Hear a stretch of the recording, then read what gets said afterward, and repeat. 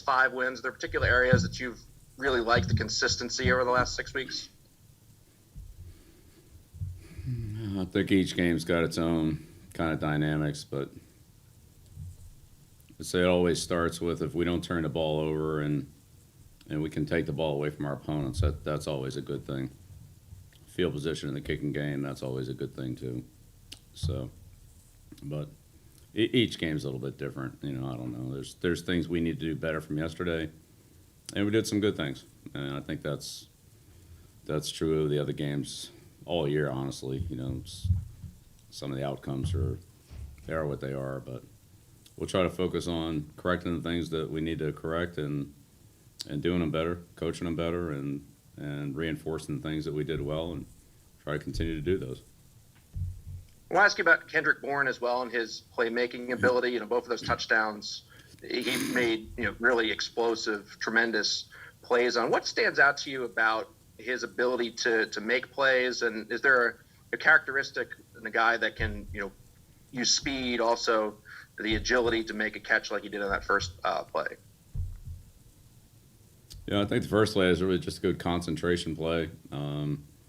They blitzed us. Mac did a good job of getting the ball out. There's a free rusher off the edge. They brought 6. We only had 5 blockers in there, so we had to get it out. He did a good job. Made a tight throw, and KB went up and it was good coverage, but was able to stay with the ball and had good concentration. And came down with it. So.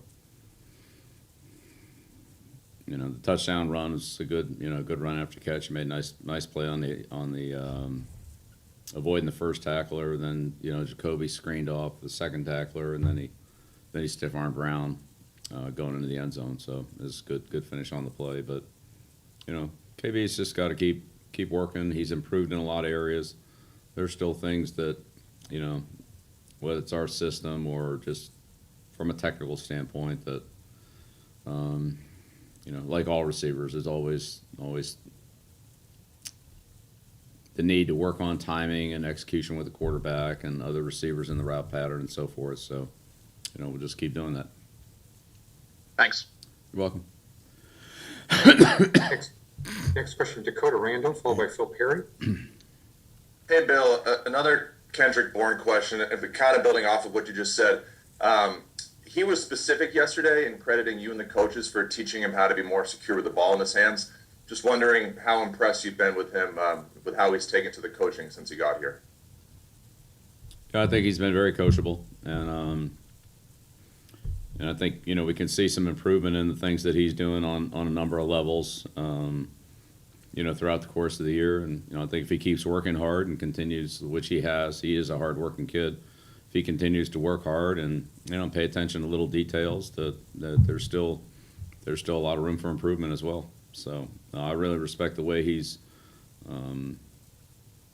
tried to do what we've asked him to do, and it's certainly going in the right direction. And one quick follow-up, just wondering how Jamie Collins is progressing and if there's any chance that he'll be back out on the practice field this week. Yeah, we'll see how it goes. He wasn't eligible, so we'll see where we are this week. But he's working hard, and he's does everything he can every day. I'm sure he'll be out there as soon as he can.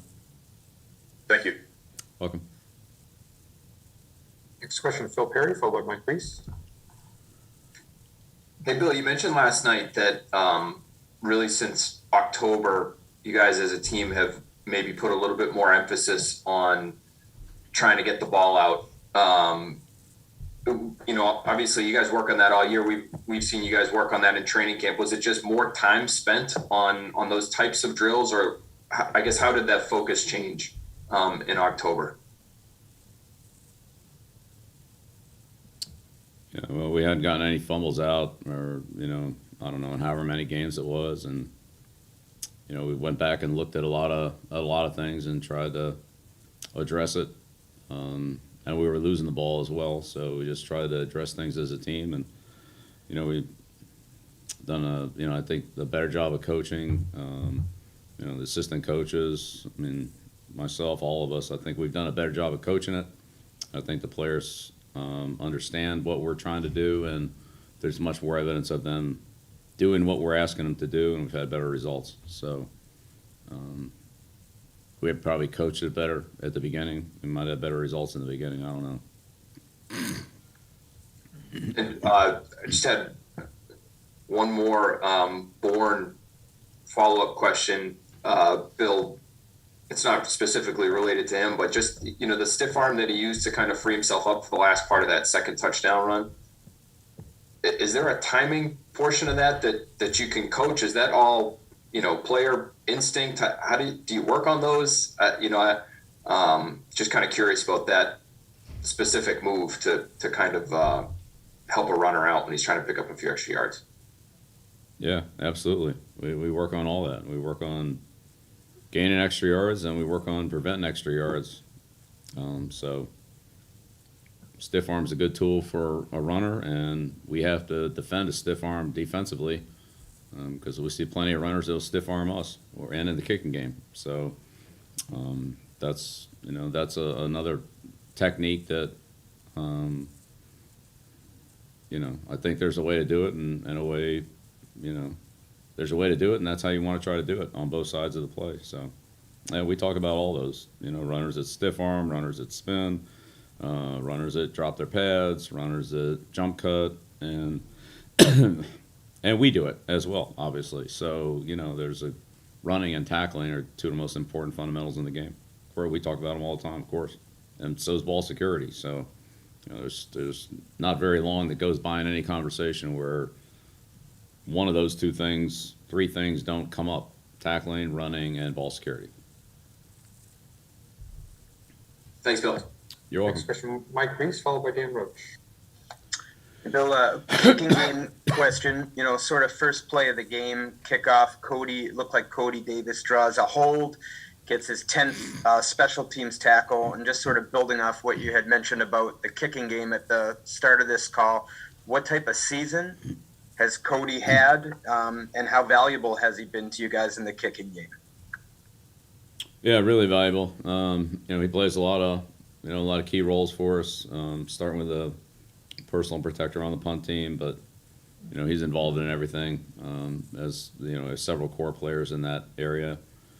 No, I thought the special teams was really a big, it was a big jump start at the beginning of the game. So, like you said, Mike, the first play, Cody gets held there by I think it was Zubner, and then so that put him back. Then we followed that up with a sack, and then they had I think it was about a 60-some yard net punt.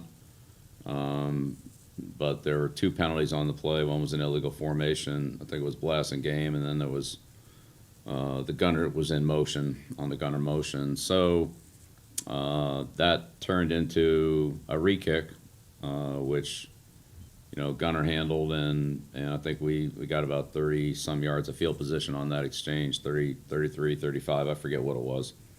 And so doing the kickoff coverage, the punt return, the re-kick, the punt return, and setting the offense up in good field position there to start the game on the, inside the 40, whatever it was. Those kicking plays were really, really important there. So, hopefully we can continue to get those, and it's always critical, but especially this time of year, it seems like they just, pop up more frequently. Next question, Dan Roach, followed by Jimmy Clark. Morning, Bill. And, Just a question on the J.C. Jackson punch-out. Devin McCourty said after the game that, it was similar to what John Jones did to Chubb in 19, and we saw it way back with Ben Watson in the hustle play with Champ Bailey. Is that something that's teachable and coachable to a point? And then how do you know and when do you find out if guys have that second motor to go after and never stop on plays? Does that come from watching film of them in college? Does it come from coaching staff saying the guys never stop and never quit and things like that? Well, sometimes you can see that in scouting a player, but regardless, that's something that we always emphasize, and I think our players do a good job of that, playing to the whistle, and playing all out. You're right; it's very similar to the John Jones Chubb play from Cleveland. But number one, those plays all start with speed. And so if you're not fast enough to catch the guy, then there's not going to be a punch out. So most of those punch out type plays from the backside are strips, depending on how they do it, what the technique is. Both are effective. It really comes down to the player having more speed than the guy who's running with the ball. So those from behind plays. Then there's other plays where you're coming from the side or in front, or other ways to strip the ball out. But that one in particular starts with speed, and the faster players, I think, the guys who are faster players know that that's something that they can really work on, that they can really utilize that tool, because they're gonna be able to do that. Now sometimes the defensive linemen and linebackers, guys like that, there's an element of those plays. Sometimes it's tackling a receiver as he's catching the ball, which is a coming from behind situation, or it's a defensive lineman or a linebacker coming from the backside on a running play as the runner's going through the line of scrimmage, to kind of have that same opportunity. So it really comes down to, the player's awareness and decision making. A lot of times it comes in just a fraction of a second of, can they make the tackle? Can I also get the ball out? Is somebody else already secured the tackle, and now I can just go for the ball because I feel confident that the runner's already in control. And so those very quick decisions they have to make. But we try to instruct them on that and practice it the best we can, and I think they do a pretty good job of that. But a lot of times when the runner leaves the ball away from his body, sometimes it kind of reminds the defender to, hey, I got a chance here, and that's happened to us on the other side of the ball a couple of times too as well. And so, we got to keep reminding ourselves that it's not the guy you see. Sometimes it's the guy you can't see. And so, ball security is important 24/7, not just on the guy that you see in your vision. And just a quick follow-up to how much do you relish the opportunity, because of where you guys were to where you've come from, about playing this game coming up on Monday night, the opportunity, the AFC East and what's on the line, but also going into the hostile environment that's known as Buffalo? How much do you relish that as a staff, as an organization going into this game Monday night? Yeah, well, of course, it's a huge challenge. I mean, we know that. When the schedule comes out, it's always going to be tough in New York, Miami, Buffalo. Division games on the road are always challenging. We look forward to every game, home, away, neutral site, wherever they are. We'll be ready to go and go out there and be ready to compete. So Buffalo's a great team, and they've done Sean's done a great job with his team and being with the organization, team building and so forth. And, we have a lot of respect for Buffalo and what they've accomplished, what they are, how they play. We're going to have to play our best game. We know that, and that's what we're going to prepare to do. Next question, Jim McBride. Good morning, Coach. Hey, Jim. I wanted to ask you about Jalen Mills, and specifically his presence of mind to be there on the fumble recovery, his ability to stay in bounds on that play, and more generally, just how you've seen him fit into your program this year. Yeah, Jalen's, kind of the defensive Kendrick Bourne. High energy, always ready to go, very durable, tough, out there all the time. Has a good physical style play, generally tackles well in a running game and jams receivers and has good instincts. It's around the ball. So he's done a nice job for us. It's a different system than what he played in Philadelphia, but, I think he's adapted to it well, and, is a good all around football player. He's good in all areas. And continues to, I'd say, learn a little bit more about the system that he's in, and also working with teammates, with Miles as opposed to John Jones earlier in the year. I mean, that's Miles done a good job, but it's just a different player in there, and so there's a little bit of a getting familiar and getting comfortable with communication and, bunches, stacks, crossing receivers, things like that.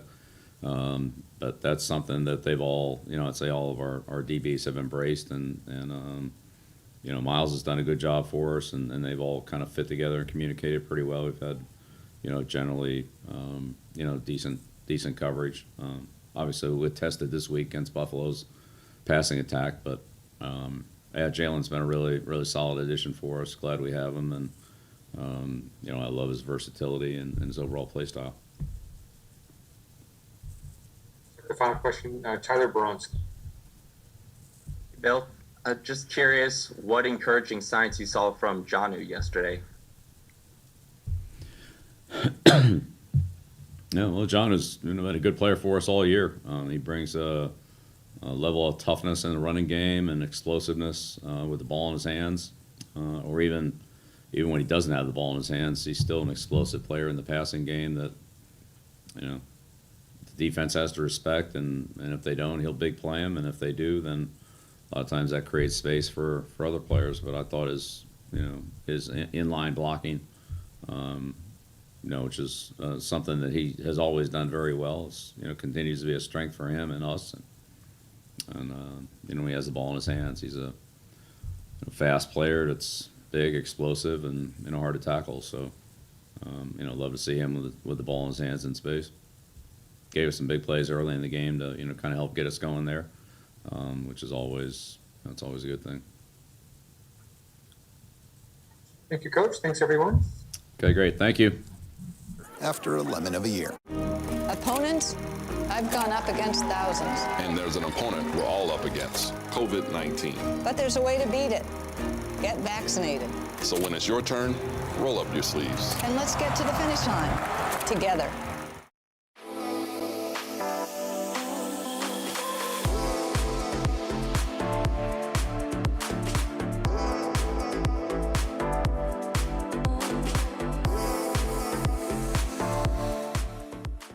When did Bud Light Seltzer start making lemonade? Probably when 2020 handed us all those lemons.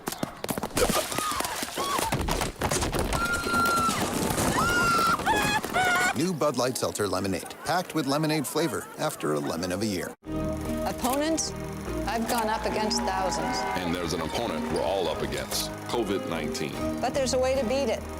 Get vaccinated. So when it's your turn, roll up your sleeves. And let's get to the finish line together.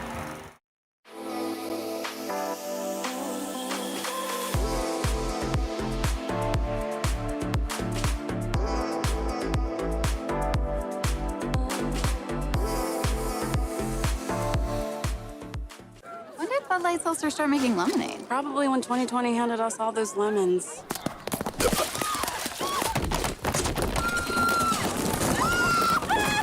New Bud Light Seltzer Lemonade, packed with lemonade flavor after a lemon of a year. Opponents? I've gone up against thousands. And there's an opponent we're all up against, COVID-19.